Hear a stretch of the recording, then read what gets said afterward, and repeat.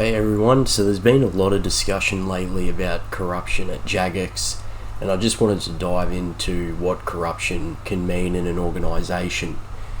But first I want to paint a picture that is evident from players in a player's Discord and in-game staking, deathmatching involvement, being scammed of GP, and even permanently banned over real-world trading and snitching in that sphere of things.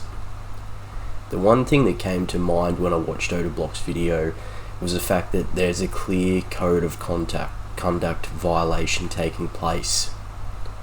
So with what has been speculated, there is a mod Trident currently being scrutinised by the player base and Odablock and other people, obviously other players, for his involvement with the RuneScape staking deathmatch streamer known as Stella.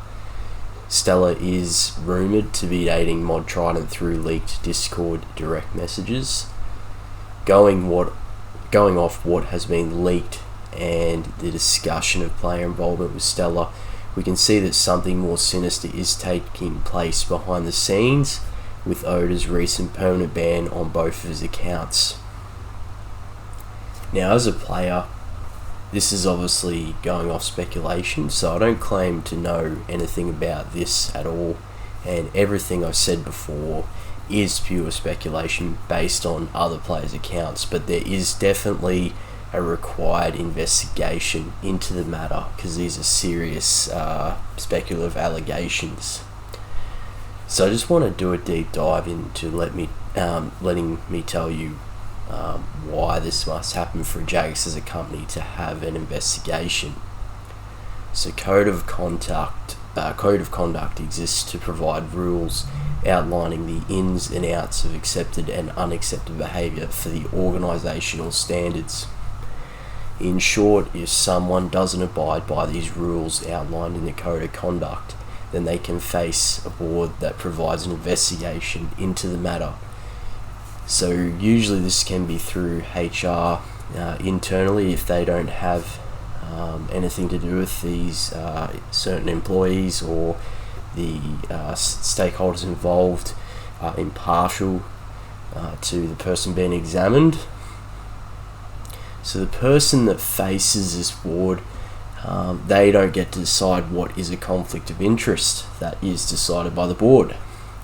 The board reviews what is deemed a conflict of interest, and a decision is based upon this and for the penalty for breaching the code of conduct with that conflict of interest. This is the way going forward. I'm going to jump into a few slides that I've done. So in these slides we'll go over rules broken, code of conduct, conflict of interest, and investigation equals resolution. So this is pretty much the structure I've provided here, and generally most companies will follow a certain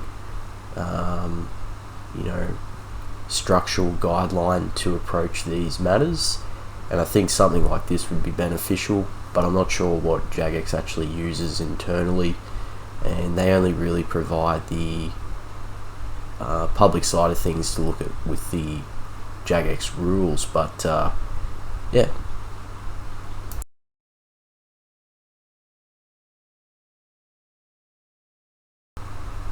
So here I've listed the possible rules broken.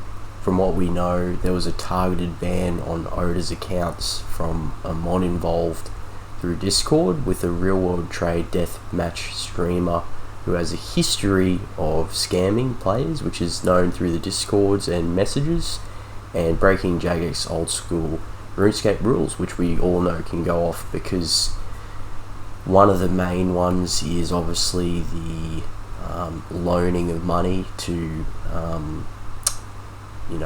do staking and profiting off that through real world trade, and all these other ones I've listed as possible. Solicitation comes under using that money for gain. So you can actually see here Jagex rules of RuneScape. This is actually one of the code of conduct for old school RuneScape. Now this was implemented on the 27th of November 2014 for commission staking. So if you read that, it is, it can be reported for real world trading, especially the friend chats and the CCs, which is what's running, especially through the Discord chats, so this is evident.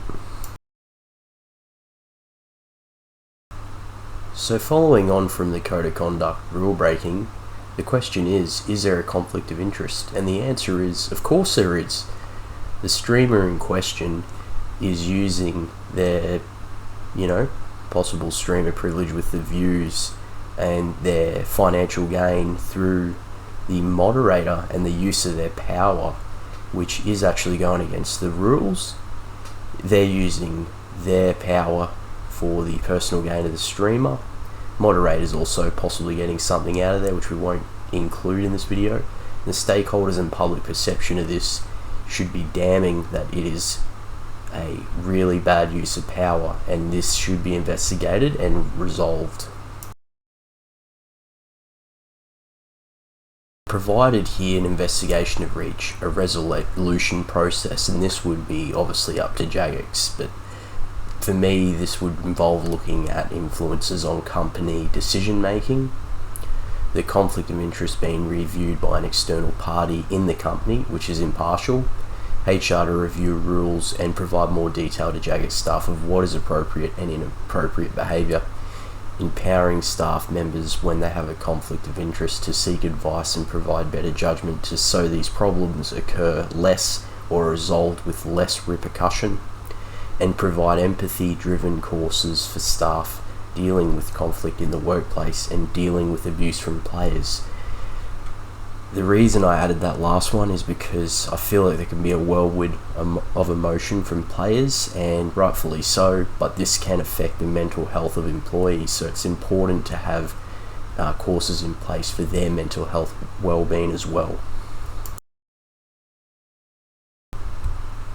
To finish, for my final words from a long-time RuneScape player, and by no means long time by other standards of players probably, but for me I consider it a long time.